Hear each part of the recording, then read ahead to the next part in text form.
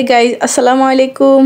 আজকে এক ভিন্ন স্বাদের সসের রেসিপি নিয়ে আবারও হাজির হলাম। এই শীতের সিজনে আমরা সাধারণত টমেটোটা অতি অল্প দামেই পেয়ে যাই। 2 কেজি লাল লাল টমেটো নিয়েছি। টমেটোকে ধুয়ে ভালো করে পরিষ্কার করে নিয়েছি। এখন আমি একটা ছুরির সাহায্যে টমেটোকে পিস পিস করে কেটে নিব, ছোট সাইজ করে। এখানে সবগুলো টমেটো পিস করে কেটে একটা পাতিলে নিয়ে নিয়েছি। এখন আমি চুলায় পাতিলটা বসিয়ে দেব। এখানে দিয়ে দিলাম বড় সাইজের পেঁয়াজ একটা, রসুন 7 থেকে 8টা কোয়া, একটা আদা ছোট সাইজের।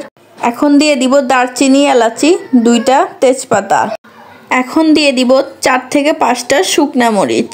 শুকনা মরিচটা দেওয়ার পরে ভালো করে নেড়ে চেড়ে দিব, যাতে টমেটোর গুলো পাতিলের সাথে লেগে না যায়। এই ক্ষেত্রে আপনারা টমেটোর সাথে এক্সট্রা পানি দিতে পারেন। আমার এখানে পানি দেওয়ার কোনো প্রয়োজন নাই, আস্তে আস্তে পানি বের হচ্ছে। তো আমি নেড়ে চেড়ে এখন ঢাকনা দিয়ে দিব টমেটোটা সিদ্ধ হওয়া পর্যন্ত। টমেটোগুলো এখন সিদ্ধ হয়ে গেছে। এখন চুলা থেকে নামিয়ে নিয়ে ঠান্ডা হওয়ার জন্য অপেক্ষা করব। ঠান্ডা হয়ে গেলে এটাকে ব্লেন্ড করে নিব ব্লেন্ডারে।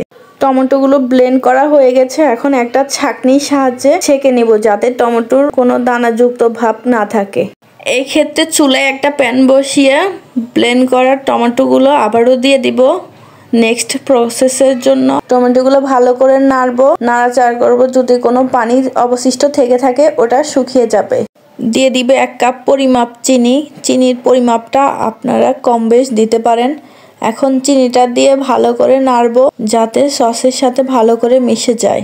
দিয়ে দিব স্বাদ মতো লবণ। এখন অনবরত নাড়তে হবে, যাতে প্যানের সাথে লেগে না যায়।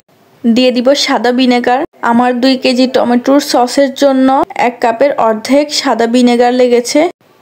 এখন ভালো করে নেড়ে নিব, যাতে খুব ভালো করে সসের সাথে মিশে যায়। এই টমেটোর সসটা আমরা যদি কোনো একটা দোকান থেকে কিনতে যাই, 150 থেকে 200 টাকার এই প্রাইসটা নেয়। সেটা এতটা হেলদিও না। আপনি যদি ঘরে হেলদিভাবে স্বাস্থ্যকর উপায়ে টমেটোর সস তৈরি করেন, বছর জুড়ে সংরক্ষণ করে আপনি খেতে পারবেন যে কোনো ফ্রাইয়ের সাথে। এই টমেটোর সিজনে আপনারা চাইলে এরকম পারফেক্ট টমেটোর সস তৈরি করে নিতে পারেন, খুবই হেলদি এবং সহজ পদ্ধতিতে। আর সসের রেসিপিটা যদি আপনাদের পছন্দ হয়ে থাকে, আমার পেজটাকে ফলো করে লাইক কমেন্ট করে আমার পেজের সাথেই থাকবেন নিত্য নতুন এরকম ভিডিও দেখার জন্য। আল্লাহ হাফেজ।